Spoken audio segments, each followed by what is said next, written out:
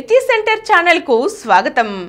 మనం నిస్వార్థ ప్రజా సేవకురాలు ప్రముఖ సంఘ సంస్కర్త అయినటువంటి శ్రీమతి హేమలతాలవనం గారు రచించిన మృత్యోర్మ అమృతంగమయ అనే ఆమె జీవిత గాథ నుండి అనేక అంశాలు తెలుసుకుంటున్నాం కదండి। ఈ రోజు మరికొన్ని అంశాలు చూద్దాం। ఆస్తికులు మరణాన్ని కష్టాలను మానవులను పరీక్షించడానికి భగవంతుడు వేసే శిక్షలు అనుకుంటారు। భగవంతుడు దయాస్వరూపుడు అంటారు కదా, మరి మానవులకు ఈ శిక్షలేమిటి?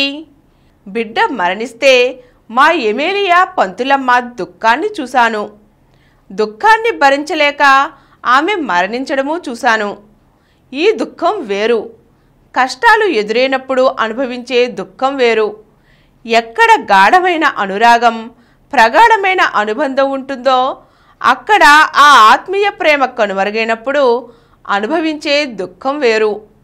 కాలమే దుఃఖానికి మందు అంటారు, కానీ కొందరి జీవితాలలో దుఃఖంతో నిండిన ఆ కాలం మరణమై నిలుస్తుంది। అది నడివేసవి మధ్యాహ్నం, పగలు రాత్రి కూడా వడగాడ్పు ఆ చెవి నుండి ఈ చెవికి కొడుతుంది। వడగాడ్పులకు బావుల్లో నీరు కూడా అడుగంటిపోతున్నాయి। పక్షులు వడగాడ్పులకు రాలి పడిపోతున్నాయి। సంవత్సరం నిండని మా చిన్నక్క పెద్ద కొడుకు రవి కింద పడిపోయాడు। బిడ్డను ఎత్తుకుని ఓదార్చి తన పక్కలో వేసుకుని మా అక్కయ్య బిడ్డ ఇద్దరూ నిద్రపోయారు। అంతే, పిల్లవాడికి ఎప్పుడు స్పృహ తప్పిందో కూడా ఎవరికీ తెలియదు। మధ్యాహ్నపు నిద్ర నుండి లేచిన మా అమ్మ ఆ బిడ్డను చూసి కెవ్వుమంది। ఎవరికీ కూడా ఆ ప్రమాదపు బీభత్సం అర్థం కాలేదు। అసలు ఏమి జరుగుతూ ఉందో నా చిన్న మనసుకు తెలియలేదు। అప్పుడు నాకు 9 ఏళ్ళు। వినుకొండలో ఉన్న చిన్న ఆసుపత్రిలో ఆ చంటివాడికి జరిగిన ప్రమాదానికి ఆనాడు చికిత్సే లేదు। ఆ వేడి వడగాడ్పుల రాత్రివేళ యావత్ కుటుంబాన్ని దుఃఖంలో ఉంచి వాడి చిట్టి కన్నులు మూశాడు శాశ్వతంగా। మృత్యు అంటే ఏమిటో అప్పుడు నాకు అర్థమైంది, కానీ ఆ మరునాడే ఆ దుర్ఘటనను మర్చిపోయే వయసు నాది। కానీ మృత్యువు మాత్రం ఎంత బరువైనదో, ఎంత వెలితి కుటుంబాలలో ఏర్పడుతుందో ఆ బిడ్డ తల్లి మా చిన్నక్క దుఃఖాన్ని చూసినప్పుడు నాకు అర్థమైంది। నా వయసు వాడే జ్యోతి, తరగతిలోనూ ఇరుగు పొరుగువారమే వాడు నేను ఎప్పుడూ ఆటలాడుకుంటూ ఉండేవాళ్ళం।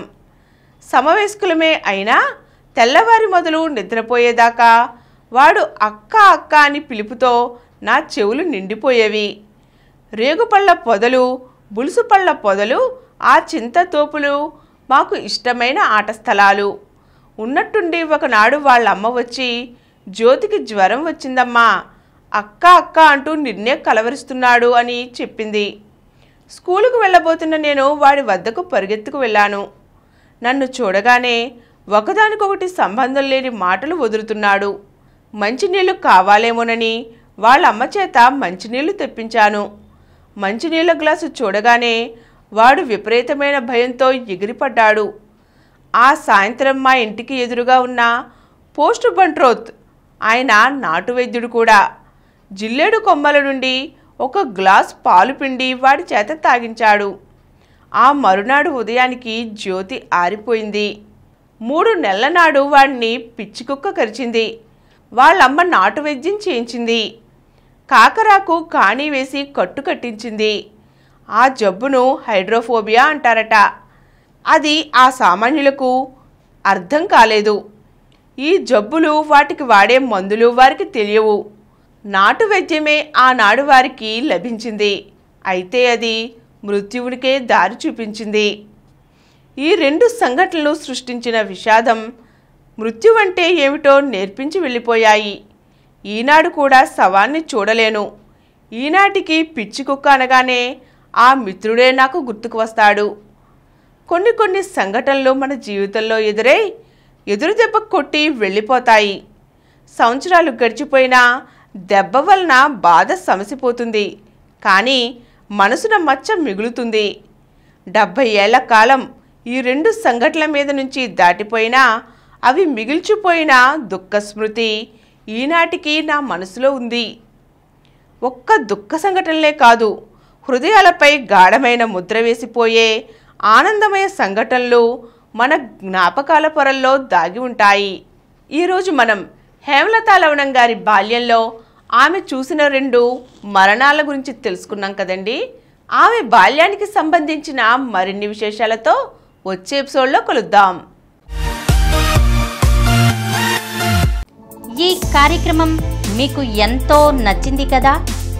ఇటువంటి మరిన్ని వీడియోల కోసం అనతి కాలంలోనే 20 కోట్ల వ్యూస్ సాధించిన సమరన్ ఛానల్ సమర్పించు యతీష్ సెంటర్ ఛానల్కు సబ్స్క్రైబ్ చేయండి, లైక్ చేయండి, మీ ఫ్రెండ్స్కి షేర్ చేయండి.